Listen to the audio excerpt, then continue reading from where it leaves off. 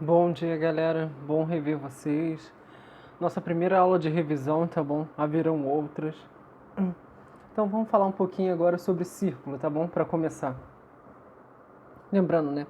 O que é círculo e circunferência? Como distinguir isso? Galera, a circunferência é somente a borda, tá bom? Lembrando. Circunferência é somente a borda. E o que seria círculo? Círculo é a figura completa. É a circunferência com todos os pontos internos, tá bom? Então eu começo com uma pergunta. O círculo é uma figura plana? Pergunta. Sim, não, talvez. Galera, ele possui uma superfície plana? É só olhar para ele. Possui? Sim, possui. Então, sim, ele é. É uma figura plana. O que não seria uma figura plana? Deixa eu desenhar aqui para vocês. Uma ondulação, tá? Uma montanha, por exemplo. Não é uma figura plana. Não possui uma superfície plana, tá bom? Esse nosso cara aqui possui uma superfície plana. Então, sim, o círculo é uma superfície plana. O quadrado é uma superfície plana? Sim, possui uma face plana. E por aí vai, né? Outras figuras, triângulo, paralelepípedo. Vocês devem estar pensando em algumas já. Tudo que possui uma superfície plana, né, é uma figura plana. Então vamos lá, lembrando aqui. As distâncias OA e OB, será que tem a mesma medida? Pergunta. Então vamos lá. O é o centro da nossa circunferência, tá bom? E A está na borda da circunferência. B também está na borda da circunferência. Uma pergunta. Distância do centro até a borda. Qual é o nome desse cara? Qualquer coisa que vá do centro à borda é raio. Então vamos lá. De O a A é raio. E de O a B? Galera, também está do centro à borda. Então também é raio. Logo, os dois possuem a mesma medida. Então, a resposta é sim, pois são um raio, né? Vou escrever assim. Pois tem a medida do raio. Tem a medida do raio. Fácil, né? Bem fácil. Então, basicamente é isso que vocês têm que saber sobre círculo e circunferência. Perdão. Tá bom, galera? Vamos lá. Evoluindo, tá? Vamos falar um pouquinho agora sobre números inteiros. A gente viu bastante isso, né? Então vamos lá. Conjunto dos números naturais, representação esse N aqui, tá bom? Galera, qual é o conjunto dos números naturais? Aquele que a gente ensina a criança a contar, né? 0, 1, 2, 3, 4 e por aí vai, né? Até infinito. A gente só não ensina a criança a contar o zero, né? Mas os demais a gente ensina a criança a contar. Assim que ela aprende a falar, a gente já está ensinando ela a contar, né? E o que seria o conjunto dos números inteiros? Aqui vai entrar alguém que não estava aqui, né? Então vamos perceber que aqui só temos valores positivos, né? À direita do zero. E agora, no conjunto dos números inteiros, teremos o quê? Valores negativos à esquerda do zero. E os à direita vão continuar? Sim, vão continuar. Os números positivos irão continuar. Então vamos lá. Representando aqui, quem seria? Vai do menos infinito, né? Um exemplo, até o menos 3, menos 2, menos 1, perdão. 0, 1, 2, 3, até o infinito positivo. Então ele sai de um infinito negativo e vai até o infinito positivo. Por que a gente está vendo isso? Porque, lógico, faremos operações com números negativos, né?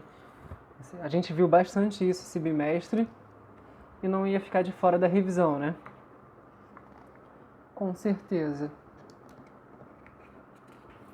Um exemplo, tá? Perdão. Um exemplo, vamos lá. Registro de temperatura da cidade de Pequim. Mínima 10 graus Celsius e máxima menos 1 grau Celsius. Qual a amplitude térmica da cidade de Pequim? Então vamos lá, galera. Vamos pensar um pouquinho aqui. O que seria amplitude térmica? A diferença entre a mínima e a máxima. Lembra do elevador, do joguinho que a gente fez? Vamos lá, deixa eu ver quem lembra. Vê se vocês lembram. Um exemplo, tá? Eu tô no segundo andar e quero ir até o subsolo, tá? Subsolo do segundo pavimento. Por quê? Porque existe um subsolo aqui, né? Subsolo 1 e subsolo 2. Eu tô aqui no subsolo 2. O que a gente representa como menos 2? Porque eu tô abaixo, né, do zero.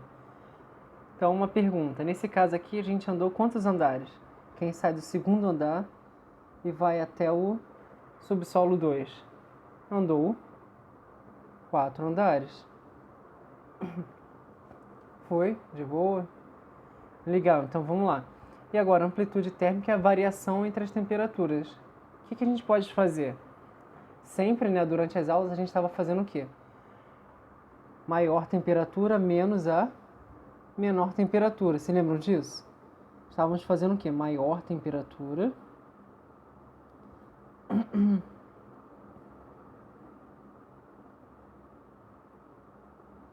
menos a menor temperatura.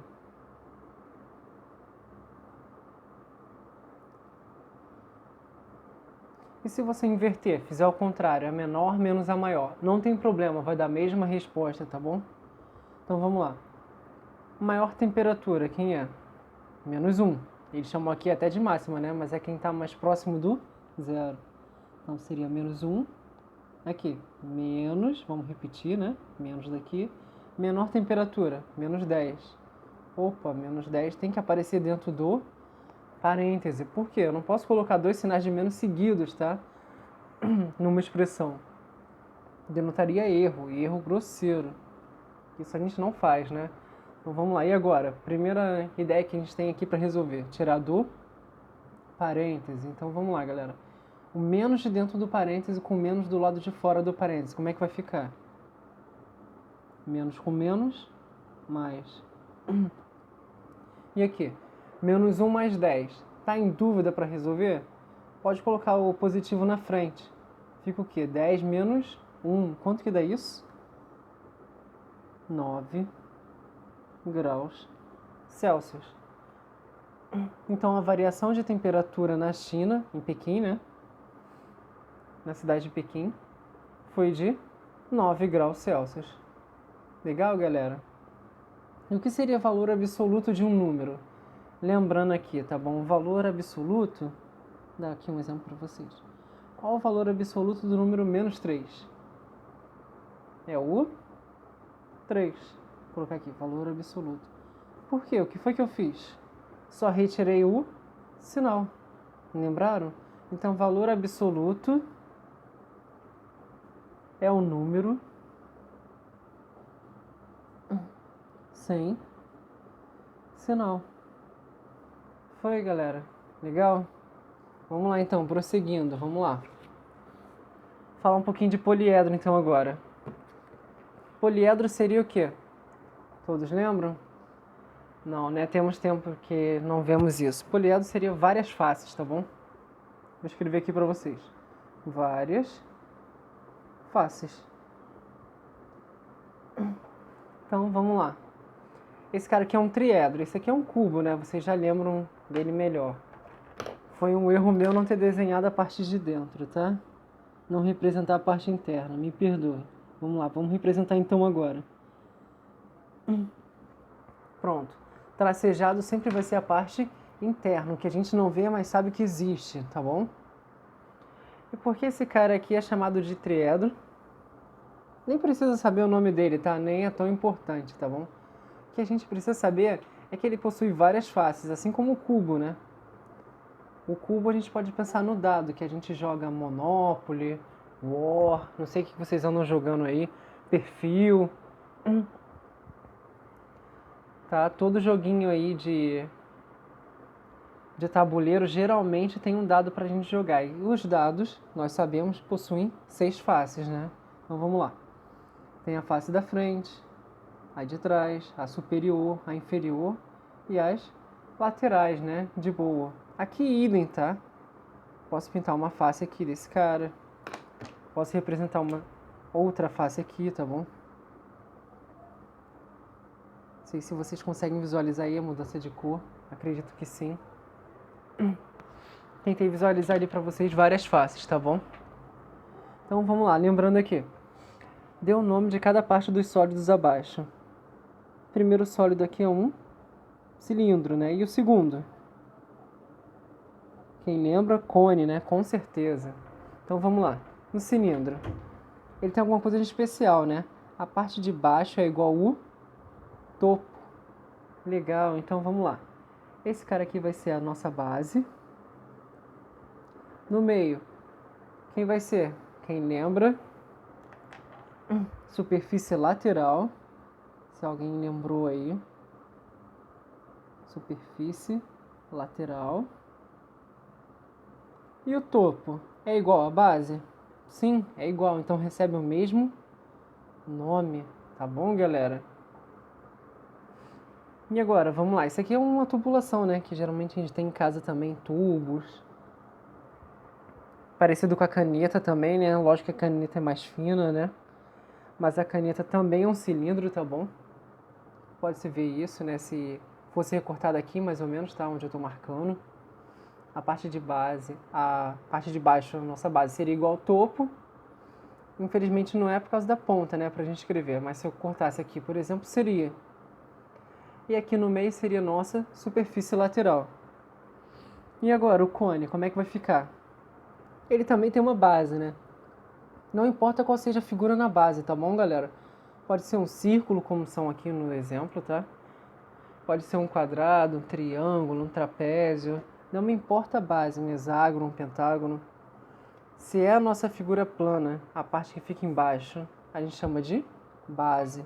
Quem é que fica aqui no meio sempre? Superfície lateral. Superfície lateral. Agora temos um problema, né? O topo não é igual a quem? A base. Então eu não posso chamar também de base. Então aqui é o nosso vértice.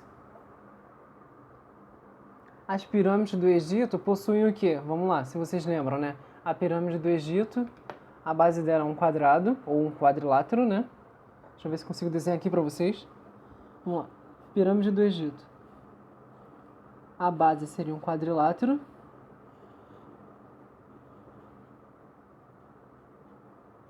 Não sei se tá bom pra vocês enxergarem que tá de lápis. Mas vamos lá. A base seria um quadrilátero. E teria 4 faces laterais, né? 1, 2, 3, 4. Todas seriam um triângulo. E aqui seria quem? Nosso vértice. O topo, quando é diferente da base, chamamos de vértice. Essa é a nossa primeira aula de revisão, tá, galera? Teremos mais. Fiquem com Deus e um abraço, até a próxima.